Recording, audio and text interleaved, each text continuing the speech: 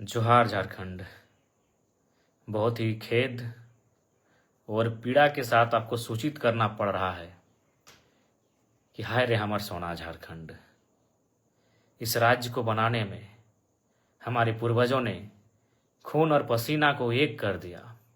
इस राज्य को बनाने में हमने अपना सर्वस्व निछावर कर दिया और आज हमें क्या मिल रहा है? जान भी हमने दिया, जमीन भी उद्योगों के लिए हमने दिया और आज उन उद्योगों में एक मामूली नौकरी के लिए जान भी हमारी जा रही है। आज बीएसएल, जिसे पूरे भारत में, पूरे एशिया में जाना जाता है, जिस बीएसएल की स्थापना बोकारो जिला में आज से लगभग 50 वर्षों पहले की गई है, लगभग 33,000 एकड़ के आसपास जमीन का अधिग्रहण किया गया है और आम जनमानस की माने तो 64 मौजा 84 गांव विस्थापित हुए हैं, जिसमें 19 पंचायत तो आज भी ना नगर में रह गए ना गांव में रह गए। आज अप्रेंटिस के जो अभ्यर्थी हैं वह धरने पर बैठे थे नियोजन की मांग को लेकर, लेकिन उनका धरने में बैठना गांधी के देश में मानो अपराध हो गया। हम इस देश को लोकतांत्रिक देश के रूप में जानते हैं, मानते हैं और है भी। यह देश गांधी का देश कहा जाता है, जहां लोग अनशन धरना के माध्यम से अपनी मांग को शासन प्रशासन तक पहुंचाती है। लेकिन आज बहुत ही दुर्भाग्य की बात है, बहुत ही दुख की बात है कि अप्रेंटिस के अभ्यर्थी जो धरने पर बैठे थे, जिनके बाप दादाओं ने बीएसएल को स्थापित करने में अपनी जमीन देने का काम किया है, आज सीआईएसएफ के लाठी चार्ज में शहीद हो गए। इसे शहीद ही कहेंगे, मौत नहीं, शहीद कहेंगे कि जमीन देकर बीएसएल बनाया और आज वहां नौकरी एक मामूली ही तो नौकरी होगी, 3rd ग्रेड या 4th ग्रेड की ही नौकरी होगी। आज सीएसएफ के भी कर्मियों ने, सीएसएफ के जवानों ने क्रूरता की हद को पार कर दिया। आज दर्जनों बार मेरा सीआईएसएफ के जवानों से सामना हुआ है, जब मैं किसी आंदोलन में भाग लेने गया हूं और सामने सीआईएसएफ के जवान पहरेदारी कर रहे हो, मैंने उनसे कहा कि ड्यूटी कीजिए, इस वर्दी में जो गर्दी है उसके भीतर एक हृदय है, एक मानवता है, उसका भी ख्याल रखिए। यदि लाठी चार्ज करने की नौबत आए तो पांव में लाठी चलाइए, सीधे सर पे लाठी। वो आतंकवादी नहीं थे, वो अभ्यर्थी हैं, अप्रेंटिस के अभ्यर्थी हैं। उनके बाप दादाओं ने जमीन दिया है। सीएसएफ के जवानों, जिस कारखाने की पहरेदारी करके, जिस कारखाने में आप ड्यूटी करके पगार और पेमेंट ले रहे हो ना, जिससे आपकी पत्नी अच्छा कपड़ा पहन रही है, आपके बच्चे स्कूल में पढ़ रहे हैं, जिसको आपने जान से मार दिया ना, उनके बाप की जमीन पर है वो। आप उनके बाप की जमीन की निगरानी करते हैं और खाते हैं, और आप उनको लाठी मार के जान ले लेते हैं।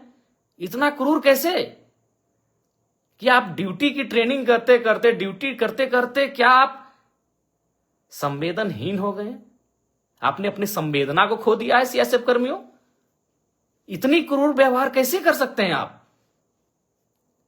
जिसने भी सीआईएसएफ खुद, जिस जवान ने लाठीचार्ज किया है उसे बर्खास्त करे, सीआईएसएफ के जो आला कमान है, पदाधिकारी हैं, और नहीं तो ये आवाज राज्य में नहीं देश स्तरीय व्यापक आंदोलन का रूप ये धारण करेगा। और मैं आज विस्थापितों से हाथ जोड़कर प्रार्थना करता हूं, मैं एक विधायक की हैसियत से नहीं, मैं एक झारखंडी बेटा होने के नाते आपसे प्रार्थना करता हूं। 64 मौजा 84 गांव, पता नहीं 64 मौजा 84 गांव संख्या 65 है, 66 है या 84 की जगह 86 है, हमें नहीं पता एग्जैक्ट, क्योंकि हम तो तोपचांची से आते हैं। लेकिन हम लोग बचपन से सुनते आए हैं 64 मौजा 84 गांव के लोग विस्थापित हुए हैं। आज तो कम से कम एक हो जाओ, एक बेटे की बेरहम मौत को देखकर तो एक हो जाओ। 64 मौजा 84 गांव बीएसएल के तमाम विस्थापित, आज तो एक हो जाओ। आप सभी से मेरा आग्रह है, एक विधायक होने के नाते नहीं, एक झारखंडी बेटा होने के नाते इस दर्द को समझ रहे हैं कि आज क्या क्रूरता है हमारे साथ। जमीन भी हम देंगे, जान भी हम देंगे, एक साधारण सी नौकरी की मांग के लिए हमें बेरहमी से मारा जाता है। मारा नहीं, कत्ल हुआ है। इसलिए आज तो कम से कम 64 मौजा 84 गांव के लोगों, एक हो जाओ और जितने भी संगठन बने हैं। सुने 28 संगठन हैं विस्थापितों के बोकारो में। सेल, बीएसएल सेल में 28 संगठन बने हैं बोकारो में, अलग अलग नामों से, विस्थापित मोर्चा, युवा विस्थापित मोर्चा, संघर्ष विस्थापित मोर्चा, इनकलाबी विस्थापित मोर्चा। तो आज एक हो जाइए ना, अब तो एक हो जाइए। इतना बेरहमी के बाद भी अगर एक नहीं होंगे तो कैसे होगा। आज आप सभी से आग्रह है, एक हो जाइए। और तमाम विस्थापितों आपसे आग्रह है, विस्थापन की लड़ाई आप अपने भरोसे लड़िए। लोग समर्थन करते हैं, उनका समर्थन लीजिए। किसी राजनेता की अगुवाई में कभी आंदोलन मत कीजिए। अगुवाई आप स्वयं करें। विस्थापितों एक होकर इस आंदोलन की अगुवाई करें, निस्वार्थ भाव से करें। मरने से, इस सड़ सड़ कर मरने से अच्छा है लड़के मारा जाए। हम तो रोज मारे जा रहे हैं, कहाँ नहीं मारे जा रहे हैं, कभी भूख से, कभी दुख से, कभी चाबुक से। विस्थापित कभी भूख से मरते हैं, कभी दुख से मरते हैं, और आज बोकारो में प्रेम की मौत चाबुक से हुई है, शासन प्रशासन की लाठी से हुई है। इसलिए आज तमाम विस्थापितों से आग्रह है, तमाम आपसी गिले शिकवे को भुलाकर एक हो जाएं। मन व्यथित है, लड़ने के लिए हमेशा तत्पर हैं, लेकिन बस यही है कि हम एकजुट अगर हो जाते हैं, पक्ष विपक्ष राजनीति को भुलाकर आज सामाजिक तौर पे, तो हमें लगता है कि आज बोकारो एक नया इतिहास देखेगा। और बिल्कुल विस्थापितों ने जो बोकारो बंदी का आह्वान किया है, बोकारो बंदी का समर्थन करते हैं।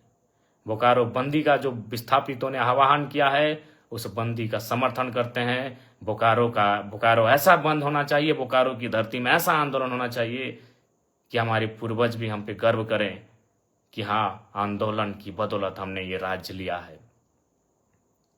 और मैं जिला प्रशासन, बोकारो जिला प्रशासन से ये मांग करता हूं कि जिस सीआईएसएफ के जवान ने लाठीचार्ज किया है, उस पर कठोर से कठोर कानूनी कार्रवाई हो। प्रबंधन की जो मनमानी है उस पर कार्रवाई हो। प्रबंधन जो गलत तरीके से, गलत नीतियों से संचालित हो रही है, उस पर कार्रवाई हो। यही सेल का नारा था। विस्थापित गांव के लोग कहते हैं कि जब तक बीएसएल सेल की चिमनी में धुआं रहेगा, तब तक विस्थापितों के हाथों में, घरों में नौकरियां रहेंगी। धुआं तो आज भी है, लेकिन नौकरियां कहाँ गई?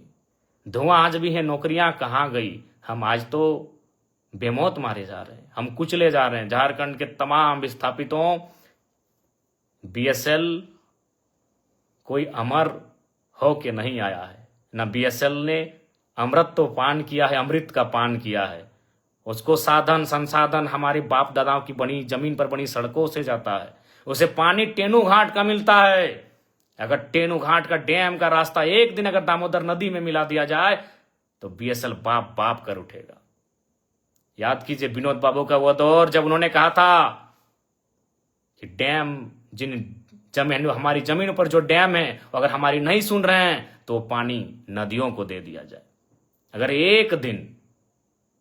एक दिन विस्थापित ये ठान ले टेनू घाट का पानी बीएसएल को जाता है, अगर उस पानी को अगर हम केवल शिफ्ट कर दें दामोदर नदी में, तो बीएसएल बाप बाप कर सकता है। आज बहुत दुख और दुर्भाग्य है कि हमारे साथ कितना क्रूर व्यवहार हो रहा है। और ये क्रूर व्यवहार किसान, कामगार, आदिवासी, मूलवासियों के साथ ही होता आया है। वो झारखंड हो, चाहे 2006 जनवरी का महीना कलिंगा नगर उड़ीसा हो, वहां भी लोग जमीन के बदले जान देने के लिए तैयार थे, और शायद 13 लोगों की जान ले ली थी। आज भी उनकी मृत शरीर को, हाथों को, पांव के पंजों को, हाथ के पंजों को संभाल के रखा गया है। जी हाँ, आप बार बार श्वेता जी का नाम ले रहे हैं, मैं उस पर भी कहूंगा, और मैं श्वेता मैडम को एक पत्र भी लिखूंगा। मैं कानूनी कार्रवाई के लिए तो एसपी महोदय को लिखूंगा ही, उनके समर्थकों पर, लेकिन श्वेता मैडम को भी लिखूंगा कि श्वेता मैडम, अगर ढूलू महतो कल पहुंच जाए माननीय सांसद, तो क्या आपके समर्थक उनका बोर्ड उखाड़ेंगे? बोकारो के पूर्व विधायक अगर बिरंची नारायण जी अगर वहां पहुंच जाएं तो क्या आपके समर्थक उनका बोर्ड उखाड़ेंगे? क्योंकि बोकारो जिला से हमारे योगेंद्र प्रसाद मंत्री जी आते हैं। कल को अगर विस्थापितों के समर्थन में योगेंद्र प्रसाद मंत्री जी पहुंच जाएं तो श्वेता मैडम, क्या आपके समर्थक और आप उनका बोर्ड उखाड़ेंगे? क्या कल को रघुवर दास जी चूंकि गिरिडीह आए थे, हो सके कल बोकारो अगर आ जाए पूर्व मुख्यमंत्री रघुवर दास जी, क्या आपके समर्थक उनका बोर्ड, उनकी गाड़ी का नंबर प्लेट उखाड़ेंगे? अरे आपने तो हद कर दिया। और आप क्या बयान दे रही है इंटरव्यू में कि कुछ दिनों पहले, अरे आप जब विधायक बनी है ना मैडम, तब से आप में ये तेवर है। जब हम विधायक नहीं बने थे ना, उससे पहले से हम विस्थापितों की आवाज बनते आए हैं और विस्थापितों के धरने में, आंदोलन में सहभागिता देते आए हैं। क्या आप बात करती हैं मैडम? आप एक स्त्री थी इसीलिए मौन रहें, आप एक नारी थी इसलिए मौन रहें। बाकी आपको स्वयं मालूम है आपने आज क्या कृत्य किया। हमने ना आपको कुछ बोला था, हम तो, मेरी गाड़ी वहां खड़ी हुई थी, हम तो केवल आपके, हमारी गाड़ी गई थी ना, हमको तो मालूम भी नहीं। आप एक महिला होकर, विधायक होकर इस प्रकार आई। पहले तो विरोध किया, हमने आपसे पूछा कि मैडम क्या बात है, क्या बात है? आपने पहला लाइन यही कहा कि मेरा विधानसभा है, आप कैसे आ सकते? हद है भाई। कल को मैं पूछ रहा हूं, बोकारो के ही मंत्री योगेंद्र प्रसाद, अगर कल को योगेंद्र प्रसाद आ गए उस धरने में, उस बंदी में, या फिर बीजीएच अगर पीड़ित परिजनों से मिलने के लिए, या फिर उस गेट में जहां विस्थापित धरने पर बैठे हैं, तो क्या विधायक मैडम आप योगेंद्र प्रसाद जी का विरोध कर पाएंगी? या कल को ढूलू महतो चूंकि सांसद हैं, अगर ढूलू महतो जी पहुंच गए, क्या आपके समर्थकों में, आप में वो कुव्वत है कि आप उनका नंबर प्लेट उखाड़ देंगे? बड़ा दुर्भाग्य लगा मैडम, बड़ा दुर्भाग्य। आप क्या बयान दे रही हैं कि कोई माहौल खराब करे? तो मैं देखता हूं अगर कल को ढूलू महतो जी जाते हैं, बिरंची नारायण जी जाते हैं, तब आप क्या बोलते हैं। देखिए, मैं आपको स्पष्ट कहना चाहूंगा, सबको नहीं पच रहा है कि जयराम महतो किसी आंदोलन में आए, क्योंकि अगर वो आएगा तो सट्टी की बात होगा। और बाकी कहना नहीं चाहिए मैडम, लेकिन जब आपने हद पार किया है तो मैं सुनी सुनी खबर आपको सुना दूं। सुने आपके घर में आपके रिश्तेदार कहिए या आपके खास कहिए, उनको ठिका मिलता है बीएसएल में। तो ये दोहरी राजनीति मत कीजिए विधायक मैडम। अभी आप दुख जता रहे हैं और आपके ही लोग वहां ठिका लेते हैं। तो असली बात तो जनता को मालूम है कि आपको तकलीफ जयराम महतो के जाने से तकलीफ क्यों हुई, क्योंकि आपको मालूम है कि जयराम महतो आएगा तो दूध का दूध और पानी का पानी बात होगा। ये किससे छुपा है? चलिए, नाम लेने में अचरज का है। सुने आपके पति महोदय को वहां ठिका मिलता है, अभी करोड़ों का ठिका मिलता है, तो आप में मुझे देखकर आपका बौखलाना तो लाजमी है। चलिए, फिर भी बुरा नहीं मानते हैं, क्योंकि लड़ाई विस्थापितों की है, लड़ाई विस्थापितों की है। बाकी हमारे समर्थक, हमारे कार्यकर्ता आपको मर्यादित रूप में उत्तर दे देंगे। आपको गांव जाना है, गांव में हमारे कार्यकर्ता, हमारे समर्थक आपको उत्तर दे देंगे, नियमता देंगे। लेकिन आपका ये जो बयान, ये भर्सन कि बोकारो मेरा है, बोकारो विधानसभा मेरा है, वही तो हम देख रहे हैं। अगर कल योगेंद्र प्रसाद, चूंकि वो तो गोमिया के विधायक हैं, आपके हिसाब से वो गोमिया के विधायक हैं, अगर वो कल चले जाते हैं माननीय योगेंद्र प्रसाद, तब किताब के समर्थक उनका बोर्ड तोड़ते हैं कि नहीं तोड़ते, ये भी हम देखेंगे। ढोलू महतो जी अगर चले जाते हैं तो आपके समर्थक उनका बोर्ड तोड़ते हैं कि नहीं तोड़ते हैं, हम ये भी देखेंगे। और अगर बिरंची नारायण पूर्व विधायक बोकारो अगर जाते हैं कल विस्थापितों से मिलने या धरना स्थल पर, तो आपके समर्थक उनका बोर्ड तोड़ते हैं कि नहीं तोड़ते हैं, यह भी हम देखेंगे। ये दुर्भाग्यपूर्ण है। आपकी संकीर्ण सोच को आश्चर्य लग रहा है कि आप इतना संकीर्ण, आपकी सोच कैसे हो गई आज। खैर, सोच आपकी संकीर्ण कैसे हुई, और हमको बिल्कुल स्पष्ट कहेंगे, झारखंड वासियों, विस्थापितों, विधायक मैडम के साथ जितने लोग पीछे खड़े थे, आप करीब से उनको चेक कर लीजिए, वो झारखंडी नहीं थे।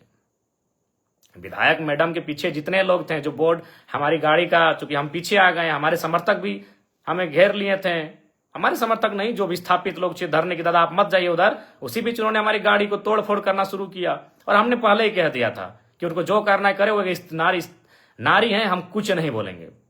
बल्कि हमने आपको प्यार से बुलाया कि मैडम बात क्या है, क्यों यह व्यवहार आप कर रही हैं। तो ये बहुत ही दुर्भाग्य की बात है, आपका जो ये व्यवहार रहा, यह बहुत ही दुर्भाग्य की बात है। लेकिन फिर भी हम उस पर चर्चा नहीं करेंगे, क्योंकि यहां सवाल विस्थापितों के साथ न्याय का है। बाकी आपको हम एक पत्र लिख रहे हैं, उस पत्र का आशा करते हैं आप उत्तर देंगे। पुनः विस्थापितों आपसे यही कहेंगे कि आप अब तो एकजुट हो जाइए, आप एकजुट हो जाइए। कब तक अलग अलग बैनर में, कब तक अलग अलग नामों से, युवा विस्थापित मोर्चा, क्रांति विस्थापित मोर्चा, उलगुलान विस्थापित मोर्चा, किसान विस्थापित मोर्चा, कब तक? अभी समय है, एकजुट हो जाइए। और आप सभी से आग्रह है, और फिर कहेंगे, हम तमाम विस्थापितों से आह्वान करेंगे, कल बोकारो का जोरदार बंद किया जाए। मैं तमाम विस्थापितों से आह्वान करूंगा, तमाम विस्थापितों से अनुरोध करूंगा, कल बोकारो जोरदार बंद होना चाहिए। जोरदार बोकारो बंद का हम लोग समर्थन करते हैं, और बिल्कुल समर्थन ही नहीं करते हैं, एक कोने में हम भी खड़ा रहेंगे, एक विस्थापित का बेटा बनकर, एक विस्थापित का भाई, एक विस्थापित का सहयोगी बनकर एक कोने में मोर्चा संभाल के हम भी खड़ा रहेंगे। एक नेता की हैसियत से नहीं, एक विधायक की हैसियत से नहीं, एक झारखंडी की हैसियत से हम भी एक कोने में, जहां आप बंद करेंगे वहां हम एक कोने में खड़ा रहेंगे। कल चूंकि हमारा गिरिडीह में उपायुक्त से पूर्व का एक कार्यक्रम है, उपायुक्त और 6 के 6 विधायकों के साथ आधा घंटा का बैठक है। उस बैठक को समाप्त करके हम निस्संदेह बोकारो की धरती में आएंगे। तब तक हमारे जितने भी समर्थक हैं, हमारे जितने भी चाहने वाले हैं, हमारे जितने भी कार्यकर्ता हैं, उन सभी से मेरा आग्रह होगा, बोकारो बंद का जोरदार समर्थन करेंगे, विस्थापितों की आवाज को बुलंद करेंगे। और प्रेम महतो जिनकी बेरहमी से हत्या हुई, इस हत्या नहीं, ये शहादत कहें, उन्होंने विस्थापितों के लिए शहादत देने का कार्य किया है। आज बस आग्रह यही है कि इस बार एकजुट हो जाइए। और छोड़िए विधायक मैडम, सबको मालूम है उनको हमारे नाम से चिड़चिड़ा हुई, हमारे नाम से उनको क्यों तकलीफ हुई, किसी से छुपा नहीं है। क्योंकि हम तो वही पूछ रहे हैं ना भाई, हम दूसरा क्षेत्र का विधायक थे। अरे मैडम, हम जेल कैंप पार्टी के केंद्र अध्यक्ष हैं, 40,000 वोट हमें भी मिला है बोकारो विधानसभा से, इस बात को भूलिए मत। और हम देख रहे हैं ना, कल जा रहे हैं, मंत्री महोदय सुन रहे जा रहे हैं, योगेंद्र प्रसाद जी, डुलू महतो जी जाएंगे, देखते हैं आप विरोध करते हैं कि नहीं, देखते हैं भैया, हम भी देखते हैं। बाकी पुनः कहेंगे, 64 मौजा 84 गांव, एकजुट हो जाइए। और सीआईएसएफ के जवानों, इतना क्रूर कैसे? भगत सिंह सही कहते थे कि आजादी तो हम अंग्रेजों से ले लेंगे, लेकिन क्या वो आजादी गांव तक जाएगी या अमीरों के हाथों में रह जाएगी? बिल्कुल अमीरों के हाथों में आजादी है। आज भी उद्योग घरानों के हाथों में आजादी है। उनके इशारे पर पुलिस काम करती है, उनके इशारे पर प्रशासन काम करती है। और मैं झारखंड पुलिस से भी आग्रह करूंगा कि ये आपका क्षेत्र था। झारखंड पुलिस से भी मैं आग्रह करूंगा कि आप सुरक्षा दें, विस्थापितों के आंदोलनकारियों को सुरक्षा दें, विस्थापितों की आवाज को सुरक्षा दें। मैं माफ कीजिएगा, मैं बोकारो उपायुक्त मैडम से भी कहना चाहूंगा, जो लोग दोषी हैं उन पर कार्रवाई की प्रक्रिया को फौरन आरंभ करें। विस्थापितों की आवाज बुलंद हो, विस्थापितों को न्याय मिले, विस्थापित एकजुट हो। मैं यही चाहता हूं। जय झारखंड, जोहार झारखंड।